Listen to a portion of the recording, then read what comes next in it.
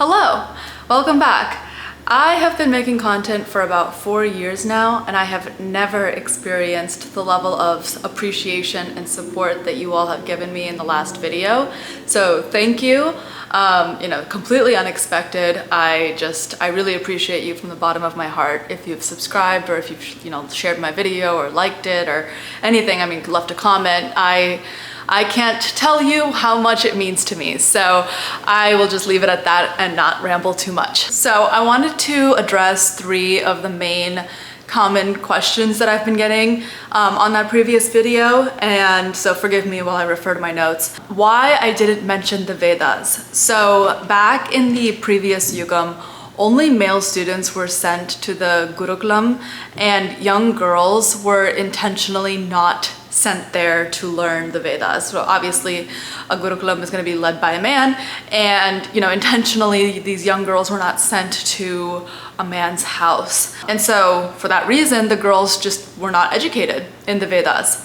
And I am from Tamil Nadu, so in South India, we have maintained this tradition of women not studying the Vedas. And so that's why I didn't mention it, because it's not really a part of my journey. But as I mentioned in the previous video, we are allowed to read the Upanishads. So that is obviously the last branch of the Vedas. And so that is something that we can do. And so I mentioned that as part of the journey of learning. But formal teaching of Vedas, I recommend go to your guru, talk to somebody, talk to people in your family, first and foremost, and gain some information there on how to study the Vedas and how to go about that journey if you are permitted to. For me, it's not a part of my journey. The second question is, a lot of where can I find this book? Where can I find that book? Please do your own research and go to archive.org. Archive.org has so many different resources, and it's really beneficial for you to just read the first few pages, see if it resonates, see if it's something that aligns with the things that you were taught when you were growing up. And again, do your own research. Many people mention that there is bias related to the Bhagavad Gita book that I mentioned, namely ISKCON. For me, since I learned the Bhagavad Gita with my father, I don't personally feel like I'm affected by bias. I do plenty of my own research and contemplate Sri Krishna's teachings on my own. And so with the help of my parents, I feel that I am not really getting the bias of ISKCON. And that's not really a part of my experience. So I think, again, it's really important to ask your elders and just follow what your teachings are from your own family and seek their guidance. But at the end of the day, you kind of have to have your own belief system, because, I always say that part of the benefit of studying these scriptures on your own as you grow up is that you kind of form your own personal attachment to it. So, you have your own personal goals, oh, I want to study more of the Bhagavad Gita, I want to study more of the Upanishads, I want to go on this path that Janani, this random girl on the internet, is telling me to do. And you have your own sort of investment in it, which is going to allow you to continuously return back to the subject. So when life is really great or when life is really bad, you always have a reason to come back to the teachings. And I think that's, sometimes even more important than just blindly following whatever other people are telling us to do. So I would say do your own research, go to archive.org, find resources that you resonate with, and just trial and error it. You're at the end of the day, you're trying, and that's what matters most. So be sure to just, have your own personal stake in it. That way you can always return back to the subject. And then the last thing is my pronunciation. A lot of people were like, why are you saying Purana instead of Puran, or Veda instead of Veds, I think, or Sanatana Dharma, Sanatan Dharma. I'm Tamil, again, born and raised Tamil family, and we have an at the end of most of our words. So the thing with Sanatana Dharma is that there's a lot of different pathways to the answer. My husband always says this quote, "The truth is one, but the wise call it by many names." There are many different pathways to get to the answer that you're looking for, to get to moksha. And a lot of this is regional, so don't pass judgment on how somebody pronounces something. Sometimes it's just regional. I understand. Sometimes it's ignorance, and that's okay. Try to focus on the essence of my message rather than nitpicking the pronunciation, because I learned from my parents, and my parents are Tamil. My parents learned from their parents and their parents and their parents and their parents. So this is generational, and I intend to honor that. I am really excited to talk about today's video. I feel like we throw around the words like Atma, Karma, Gyanam, Bhakti, but I'm not sure if there's a resource where we actually have all of those words compiled and defined into one place. And so I'm going to be talking about all of these different words. I want to keep this video short, so let's see how far we get. But I think it'd be fun to just kind of define all the words and sort of get the context behind it. I want to give a big disclaimer that the context that I am choosing to use to help me define all of these words are going to be coming from the Bhagavad Gita, because I am deeply in my study of the Bhagavad Gita. I've been studying it for about a year now, and a lot of it, you know, can be found in chapter 2, since chapter 2 is sort of like one of the biggest chapters, and it encapsulates all of what Sri Krishna says for the rest of the Bhagavad Gita. And so I think it's going to be definitely one of the best ways to sort of contextualize and understand these definitions. So that is going to be the framework that I choose. Again, Srimad Bhagavatam and Bhagavad Gita are two books that are going to be necessary for us to help navigate in this Kali Yuga. And so I think it's beneficial to sort of lean on those two texts for definition help. All right, so the first word I want to talk about is Atma. Atma, first of all, is your soul. Your soul is one that travels from body to body, so from Janma to Janma, from life to life. And this soul has been around on this plane for only God knows how long, right? We have no idea what happened in our past lives. I think for a good reason. Probably confuse us way too much. I mean, think about this life itself. I feel like it's confusing as it is. So, you know, we are purposely blinded from our past lives, but you know, we can understand that we do in fact have our Atma, and sort of having this Atma Gyanam, if you've heard that word thrown around before, it's basically just having the knowledge of your soul, right? And we'll get to Gyanam in a second, but Atma itself is your soul. Now, the difference between your Atma and your body, your Atma is made up of Gyanam, whereas your body is comprised of elements, the 5 elements, also known as your Panchabhudam, right? Panchabhudam is like what we see on this plane. It consists of earth, water, fire, air, and then the ether. And so your Atma is made up of Gyanam, your body is made up of Panchabhudam. Your Atma doesn't have body parts, whereas obviously your body has body parts, your eyes, your hands, your legs. Your Atma is the enjoyer of your karma palan. So the good things that you did in your previous life. And then your body is merely just a tool, a vehicle to help you expend your karma. So we learn about Atma pretty early in the Bhagavad Gita, because think about it. What is one of the most prevalent things that happen in the first parts of the Bhagavad Gita, and also what incites the Bhagavad Gita? The fact that Arjuna thinks that he's going to kill his family members if he fights in Kurukshetra. And he's saying, I don't want to fight, please don't let me fight because I don't want to kill my family, right? Because think about it, this is like between the Pandavas and the Kauravas, right? And the Pandavas and Kauravas, they're cousins. And he's like, Arjuna's like, I don't want to see my family die on the battlefield, and I don't want to be responsible for their death. And so we learn very quickly about what the differences between the body and the Atma are. Sri Krishna says, listen, Arjuna, you are not capable of killing anybody because the body decays, the body is meant to die. The Atma never dies, right? So when you kill somebody, when you do your duty as a Kshatriya, right? When you are committing to your duty, because the Kauravas are committing a dharma. Your job as king and as a Kshatriya is to defend your town, is to defend the people, is to defend your country, right? You cannot shy away from your duty. Your duty is to fight. And let me just tell you that you are not going to kill anybody because the Atma cannot die, right? So right from the get-go, we understand, okay, so there's a difference between your soul and your body. Our whole thing is that our life is like consisted of this dilemma, right? Like sometimes we get into this jnanam, sometimes we escape from this jnanam. And we sometimes are very clear that, hey, I am my soul. I am my Atma. And other times we're very unclear and we worry about body-related problems. And I start with Atma because I think it's very important to keep that in the back of your mind always. I am my Atma. My body-related stress, my body-related problems, my day-to-day material wants and needs and luxuries and all of those things that, we sort of have to commit to in this lifetime, those are not going to come with me. Those are not attached to me. Unless I allow it to attach to me, I don't need to be attached to material desires, right? Because I am not Janani, I am my Atma, right? And that's one of the most important things to understand before we even talk about anything else. So in chapter 2, slokam 11, Bhagavan says, hey Arjuna, while speaking like learned people, you are worried about people that are not worthy of worrying. So similar to what we just talked about. Wise people grieve neither the dead nor alive.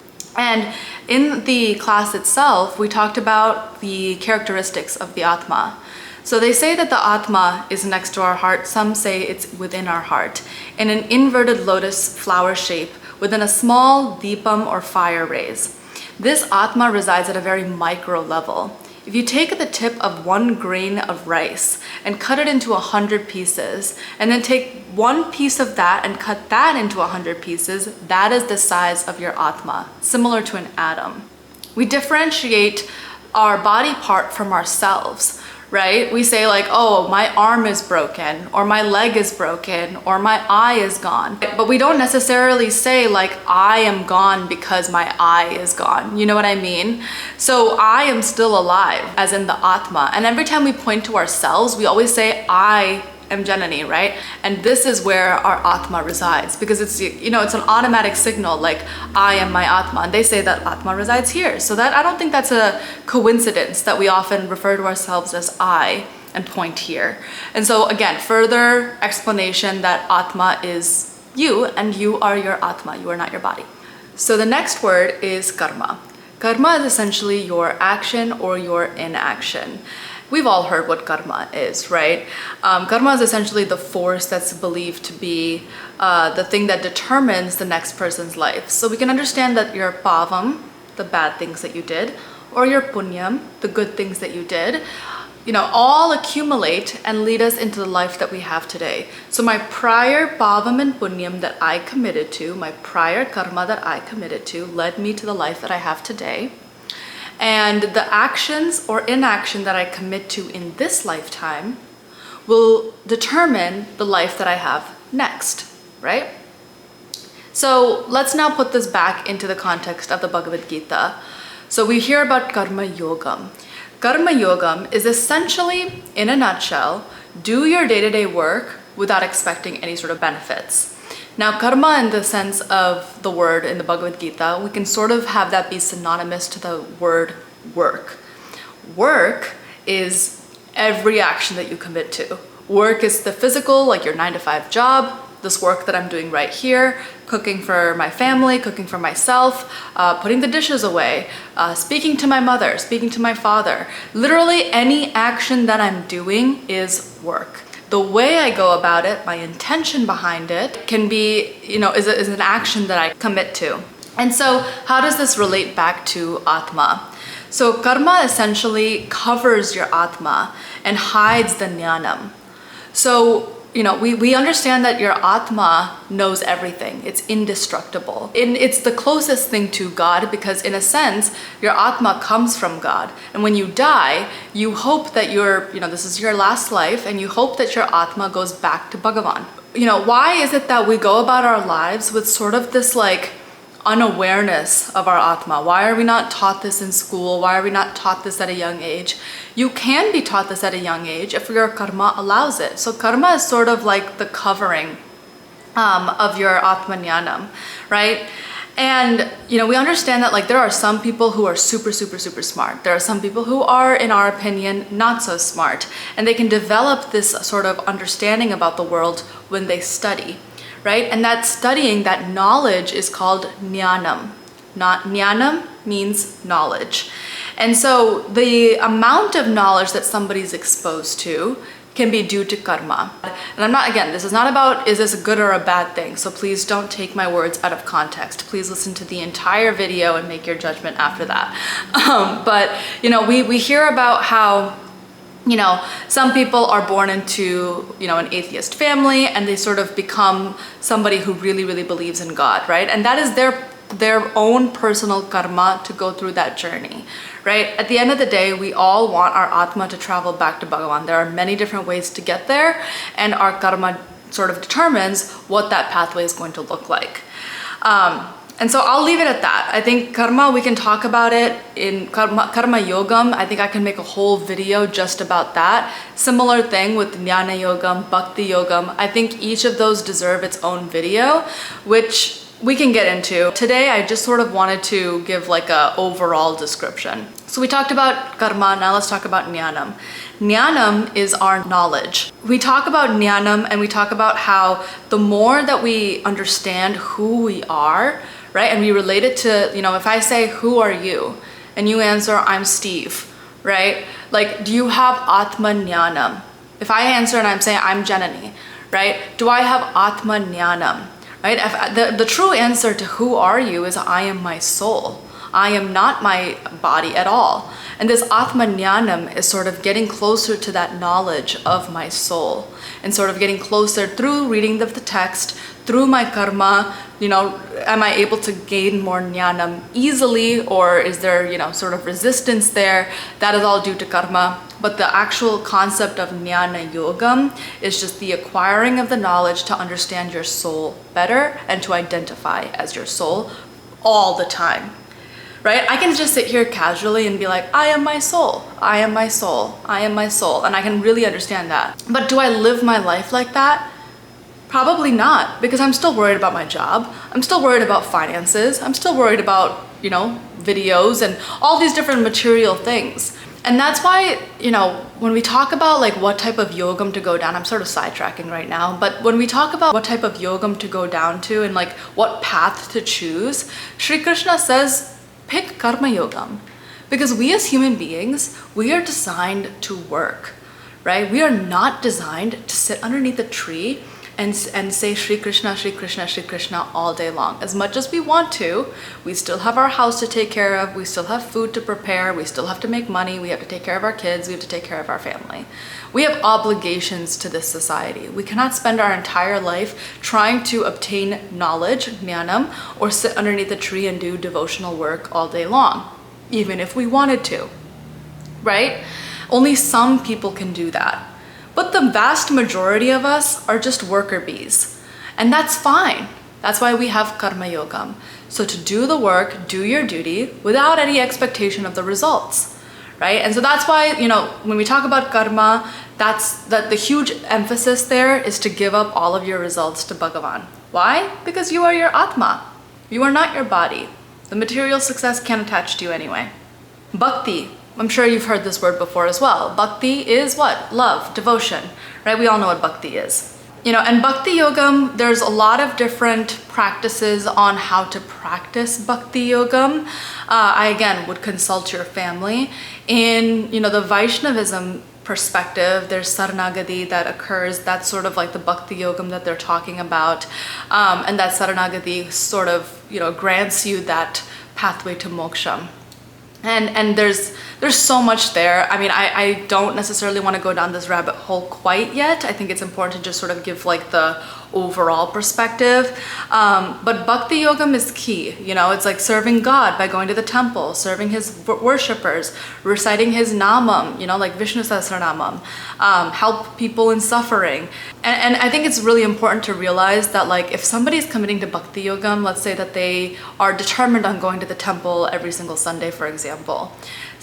You know, if you stop somebody from going to the temple, or if you stop somebody from committing to any sort of bhakti yogam practice, or any sort of, you know, practice that they feel is necessary for them to connect with Bhagavan with, if you stop anyone from doing that, that is considered a major sin. So allow for people to go through their own journey. Try not to control anybody. Our Sanatana Dharma is so beautiful because We don't have the license to judge anybody else's spiritual or religious journey. One of the biggest things is to understand that we all are different. We all have different vasanas and prakriti and gunas and karma, and we all have we barely are even privy to our own karma. We barely even understand the sack or the murta of karma that we even have. We have no right to judge anybody on how they go about their religious or spiritual practices. As long as nobody is hurting anyone, we don't have the right to speak on their religious and spiritual beliefs. And that goes with people, following Sanatana Dharma or people who follow other religions. We do not believe in judgment. So we cannot use Hinduism, Sanatana Dharma as a license to have any sort of superiority complex. Piety does not excuse sin. And I think that's a very important thing to remember as we think about Bhakti Yogam as sort of like the yogam that we commit to. So the last three things I want to talk about, there's so much here. I wanted to talk about Chit and Achit and Sukha and Dukkha and Yoga and Tattva, but I think we'll save that for another video. Let's talk about Prakriti, Gunas, and Vasana, right? They sound very similar. Guna, in Tamil we hear like Gunam, like this is their Gunam, right? And that Gunam is just like their characteristic. And I asked my dad, can you please help me to understand the difference between Prakriti and Guna? Because I don't have like an easy way to understand it. And he gave me a really great analogy that I'm going to steal right now. So Prakriti is essentially like your material nature. And it's first formed by Bhagavan. So let's think of Prakriti as like a cardboard box, and the contents inside of that box are your gunas, okay? So you have, your Prakriti has three characteristics. Those three characteristics are Sattva Gunam, Rajo Gunam, and Tamo Gunam. Your Sattva Gunam is, like your Jnanam, your obtaining of Jnanam, the work that you perform for selfless results, your excitement about doing good work, good thoughts, thinking about Bhagavan, eating food that does not trigger your Rajo Gunam or your Tamo Gunam, helping others, not harming other people with words and deeds, compassion for others. And it's essentially just Bhagavan worshippers are in that Sattva Gunam. Your Rajo Gunam is like your anger, your desire, instant gratification. And that can be represented in like Asurar or demigods. Your Tamo Gunam is like your darkness, your depression, hurting other people, laziness, committing to too much sleep. So that's sort of like your Tamo Gunam. It's a very valuable practice to at least identify what Gunam is at play, right? If I'm talking about, let's take this like video for example. I wake up and I'm like, I'm gonna film a YouTube video. I'm taking the action, right? That's Rajo Gunam. I'm taking the action, but we're talking about Bhagavan. So that's a Sattva Gunam. Let's say this video, like for example, this video literally just stopped because my camera died. If I got really angry and I was like, oh, you know what? I don't want to film this stupid video anymore. I don't want to talk about anything. I'm mad that my camera died. My Rajo Gunam is going up. And then let's say I get dispassionate and I'm like, you know what? I don't want to do this anymore. I feel lazy. Let's just go ahead and eat. Let's just do that. That's my Tamo Gunam at play. So it's important to just identify what Gunam is actually at play right now. And since we can't subdue all three of those Gunams, it's best to just increase Sattva Gunam, and by itself, Rajo Gunam and Tamo Gunam will go down. So just keep the focus of Sattva Gunam. Try your very best to just engage in Sattva Gunam acts, and by itself, Rajo Gunam and Tamo Gunam will go down. Try not to be like, I want to get rid of all my gunas. Don't go from 0 to 100. Like anything, right? Spiritual practices are important and permanent in your life when you go baby step by baby step. Sri Krishna definitely encourages that in the Bhagavad Gita. And we can't just wake up one day and say, I'm going to live a Sattva Gunam life. And as much as that intention is very pure and very exciting and you want to do that, it's practically not very possible. And so, and it's like, it makes us sort of discouraged if we're not perfect. So I think it's better to just take baby steps and say, you know what, I'm going to commit to 5 minutes of practice, spiritual practice today. And I'm going to, find a YouTube video online or read the Puranas from like that I mentioned in my previous video, or just commit to some sort of Sattva Gunam act. I'm gonna go help out in the community. I'm gonna go to the temple. I'm gonna serve the Perumal that I have at home. You know, and I think that that is much better than just saying, I'm gonna live a Sattva Gunam life now. I'm gonna cut out all the foods and I'm gonna just go clean slate. Because I think that that kind of sets us up for disaster and doesn't really encourage us to continue with the practice. The last word I wanna talk about is Vasana. Vasana is essentially like determined by our Purva Janmam, so our previous life, and it's our historical habits and actions. So the way that it's been described, let's say that I was a gambler in my previous life, right?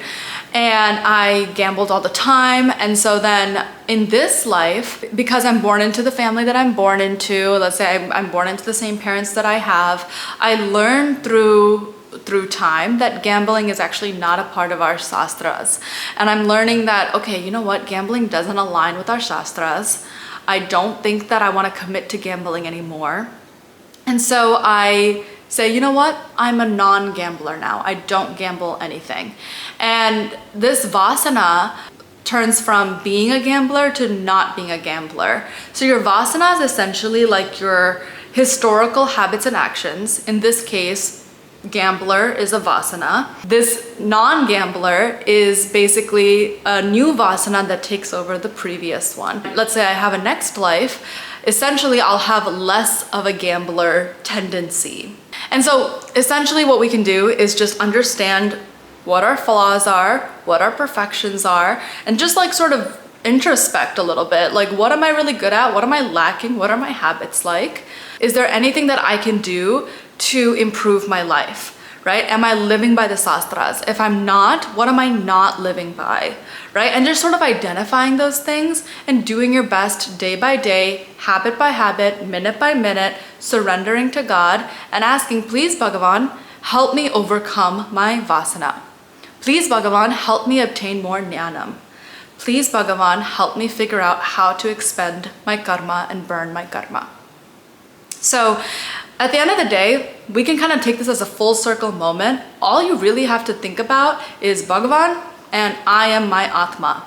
That in and of itself will help you understand and disassociate from a lot of material desires and hopefully put some distance between you and some of the negative characteristics that you might be holding on to. None of us are perfect. None of us know really the complexity of our karma. All we know is what we know. So let's do the best with what we've got and spend the rest of our life, devoting ourselves to God and devoting ourselves to learning more, because that is what's going to help us burn our karma, right? The Gyanam and the Gyanam acts like a fire and can burn all of our karma. That's a verse in the Bhagavad Gita. And it's one of the most powerful ones to me because it's like Gyanam is like the fire and karma is like the fire logs. And if the more you learn, the more you expand your mind and gather more knowledge, you'll be able to extinguish your karma with Bhagavan's help, right? And I think it's important to understand I need Bhagavan to help me extinguish my karma. I cannot do it on my own.